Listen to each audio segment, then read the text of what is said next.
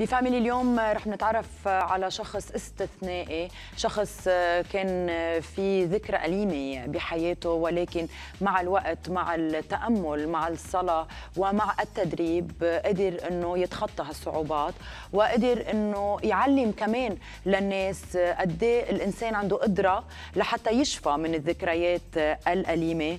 خلوني رحب بالأب مايكل لابسلي. Welcome to Lebanon. Thank you very much. Good morning. Very happy to be in Lebanon for the first time in my life. We are happy as well to learn from your experience, and we will be watching you, or we will be they will be hosting you in Dar al-Mashriq tomorrow afternoon to sign your book. This book that has been translated to 11 languages. 12, I think Arabic is 12 now. languages. Yes. لكن هالكتاب يلي صدر مؤخرا بلبنان تحت عنوان شفاء الذكريات هو صار مترجم ل 12 لغة بالعالم مع اللغة العربية حاليا، وصار موجود بده يصير موجود بالأسواق ابتداء من بكرة عشية، رح يتم إمضائه بمكتبة ستيفان. لكن Father, we will talk about your experience, about the attack that happened with you in 1990, and how could you overcome all those bad memories? Well, I'm originally from New Zealand. I came to South Africa as a young priest in 1973. I often say that the day I arrived in South Africa, I stopped being a human being and became a white man, because everything was decided by the color of my skin. So I joined the struggle against apartheid as a way of recovering my own humanity, in solidarity with black people struggling for their own basic human rights. And I joined the organization of Nelson Mandela, the African National Congress of South Africa. 1990, Nelson Mandela was released from prison, and the apartheid regime said, we are prepared to talk. 3 months after his release from prison, I received in the post, inside 2 religious magazines, a bomb. So when the bomb went off, I lost both my hands, I lost an eye, my eardrums were shattered.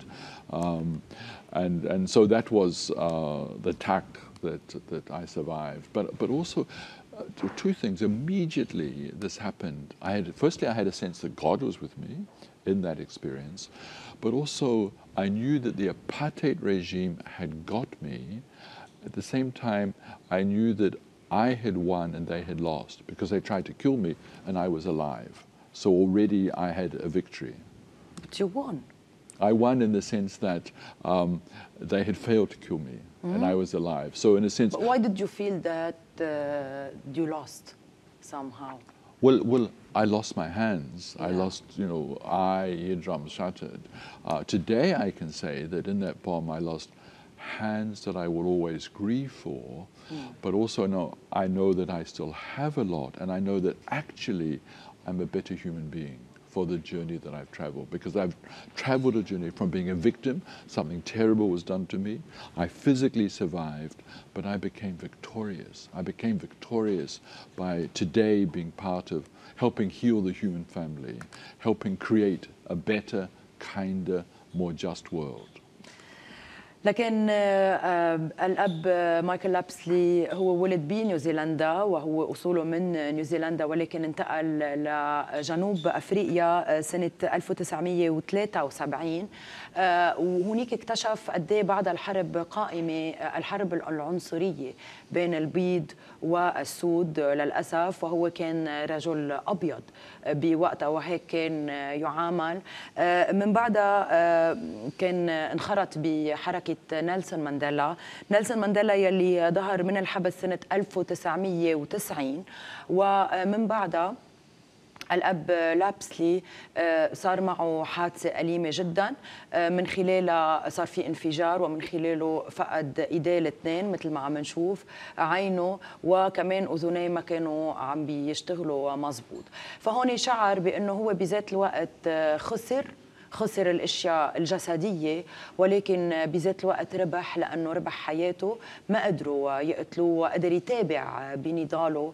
واليوم هو بيقول انه بعده لليوم بيعتبر حاله ربحان ومنتصر، منتصر على ظلم ومنتصر على الامور يلي صارت معه. وهالايدين يلي بعده لليوم بيبكي على فقدانهم ما منعوا بانه يكمل نضاله ويتابع بكل الامور يلي هو مقتنع فيها. ورح بخبرنا كمان اليوم كيف عم يبرم بكل انحاء العالم لحتى يخبر عن تجربته ويساعد، ومن خلال هالكتاب كمان يلي بنعرف كل التفاصيل بداخله، يساعد الاشخاص والانسان بشكل عام لحتى يقدر يشفى ويتخطى ويتابع للامام.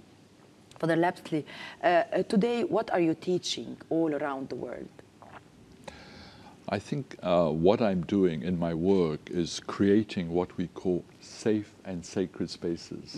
Places where groups of people, sometimes from opposite sides of the same conflict, can come together and tell each other their stories and begin to take out from in them the poisonous feelings they carry. You know, if people have had their rights violated, they've had horrible experiences, it's normal to hate, it's normal to be bitter, it's normal to want revenge. The problem is if we keep those feelings inside of us, eventually they destroy, not our enemies, they destroy us. So for the sake of our own health, we have to find a way of letting go of them. But often we can't let go of them until people have heard our pain. So I don't, and so much teach as create places where the journey of healing can happen. And the journey of healing happens when people tell each other their stories, get in touch with their feelings, and are listened to. Because often the first step to healing is acknowledgement, that people acknowledge the way that we were wronged. And then, I mean, sometimes horrible things happen to people and they keep quiet for 10, 20, 30, 40, 50 years. And their lives are stuck. And they get sick. And they get sick, exactly. We're talking about mental and physical health. Physical illness, precisely. And so often the first step to healing is when, for the first time, I tell my story, somebody listens and somebody believes me as well.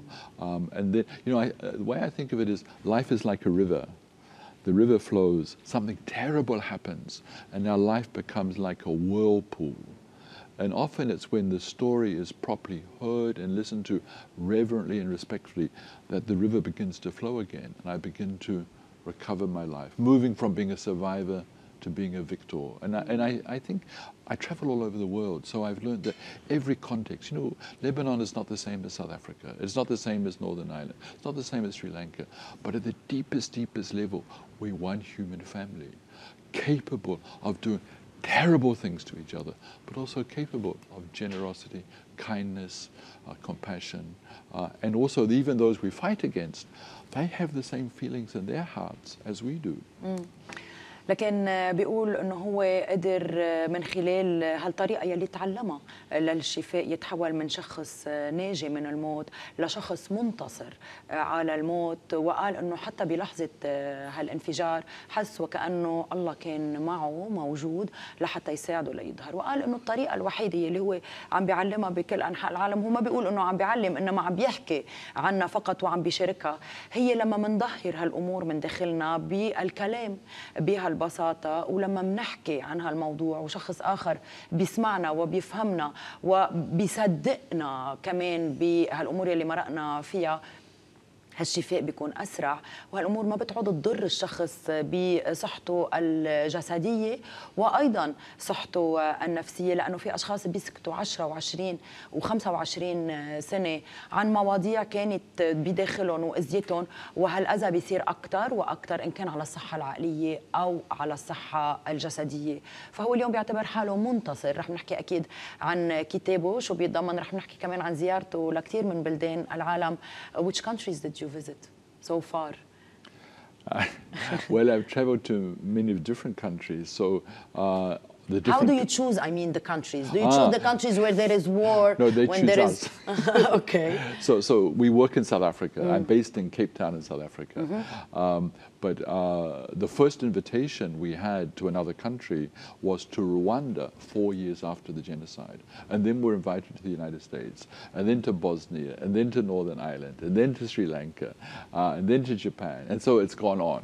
But always, we have not said, we have the answer to your problems. What we've said is, we have an experience, and if people contact us, we are happy to share what we've learned about healing in the human family. لكن بلدان كثيرة بلشت يعني تدعيه على أنه يقوم بمؤتمرات أو يقوم بمحاضرات ببلدان عديدة، بذكر منها الولايات المتحدة، سريلانكا، وبلدان كثيرة طلبت منه أنه مش يجي يعلم إنما يجي يشارك هالتجربة يلي صارت معه. Did you ever deal with kids? Did you? Yes, we have a program for young people called Restoring Humanity, and one of the things we've done with young people for the last 2 years is a project called God Has Many Names. Because we are a multi-faith country in South Africa, and it's important that we break the stereotypes that we have about people of another religion, another faith. And this year we have a program in which we are exposing young people to the sacred music of different spiritual traditions, so that young people can be still committed to their own faith, but realize there is wisdom and light from all the great faith traditions and of the all world. the religious And also, you know, at a why the music is so important? Well, I think because does music not inspire you, Rania? Of course, exactly. It does. And it makes you feel better. It makes you feel exactly. So the peace. Music can play a major role in our journey of healing. You know, and often when we talk to people about how they can sustain themselves in a time of war and conflict, it's often music that helps us. Yes. You know, I saw a picture a few days ago from the Syrian conflict, and it was a man in a burnt-out house listening to music. Wow. You know? So even in the midst of war, people are able to find these ways in which they get inspiration and hope to go on, to persevere, to have hope. Do you have other methods than the music? Yes, in to fact, help people to overcome their problems? We get people to draw their life story. Okay. You know? So we give them crayons and paper, and people say, but this is not kindergarten, why are you doing that?